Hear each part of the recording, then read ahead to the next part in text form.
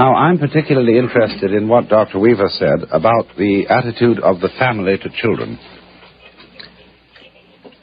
because we have an absolutely extraordinary attitude in our culture and in various other cultures, high civilizations, to the new member of human society. Instead of saying frankly to children, "How do you do? Welcome to the human race," we are playing a game, and we are playing by the following rules. We want to tell you what the rules are so that you'll know your way around, and when you've understood what rules we're playing by, when you get older, you may be able to invent better ones. But instead of that, we still retain an attitude to the child that he is on probation. He's not really a human being. He's a candidate for humanity. And therefore, to preserve the role of parent or to preserve the role of teacher, you have to do what they do in the Arthur Murray School of Dancing, which is that they string you out. They don't tell you all the story about dancing, because if they tell you, you'll learn in a few weeks and go away.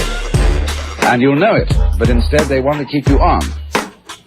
And in just this way, we have a whole system of preparation of the child for life, which always is preparation and never actually gets there.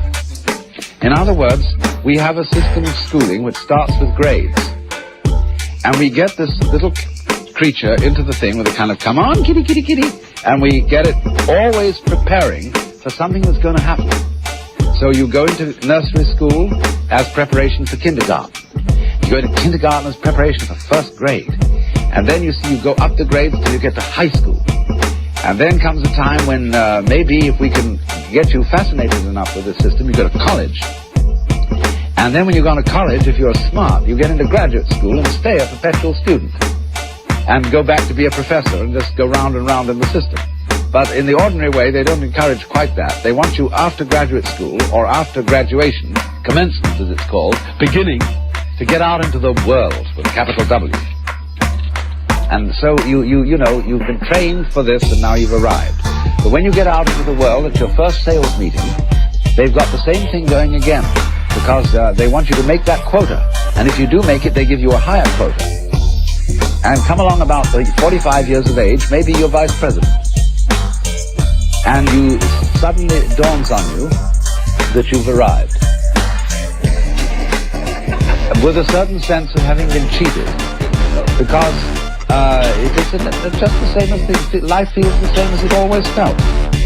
And you are conditioned to be in desperate need of the future. So the final goal that this culture prepares for us is called retirement. When you will be a senior citizen, and you will have the wealth and the leisure to do what you've always wanted, but you will at the same time have impotence, a rotten prostate, and false teeth, and no energy. So the whole thing, from beginning to end, is a hoax. And furthermore, some other aspects of the hoax, just for kicks.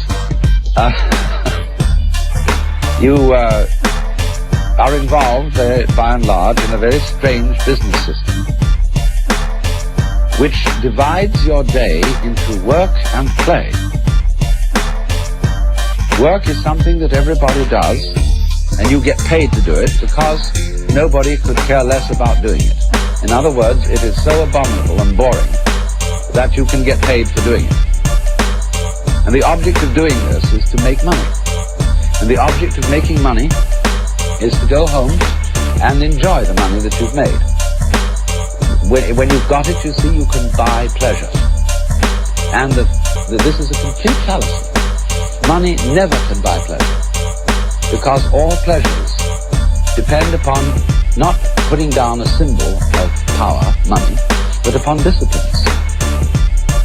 In other words, now in Sausalito, where I live, we have pier after pier full of fine boats, motor cruisers, sailing boats, all sorts of things, which nobody ever uses, because they've been bought on the falling for the ad line that if you buy this thing, you will have pleasure, you will have status, you will have something or other.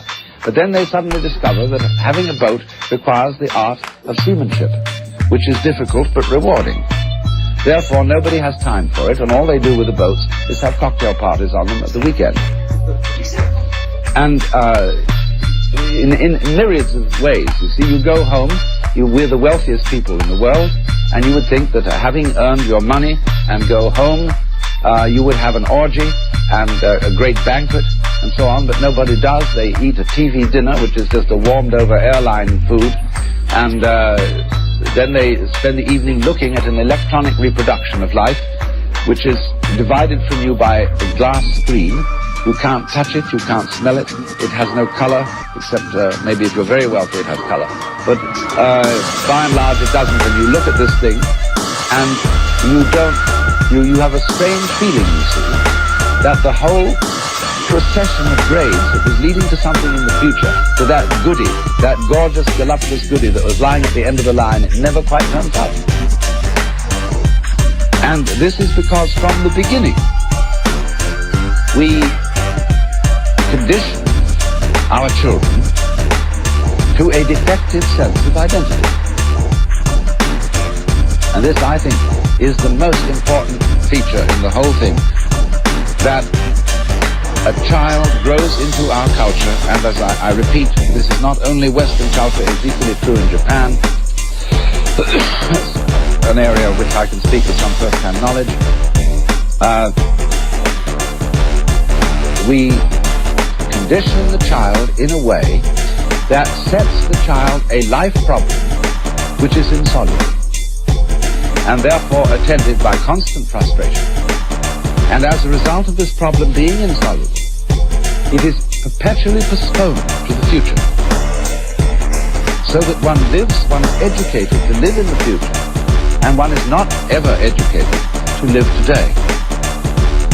Now, I'm not saying that, you know, the philosophy of carpe diem, let us drink today for tomorrow we die, and not make any plans. What I am saying is that making plans for the future is of use only to people who are capable of living completely in the present.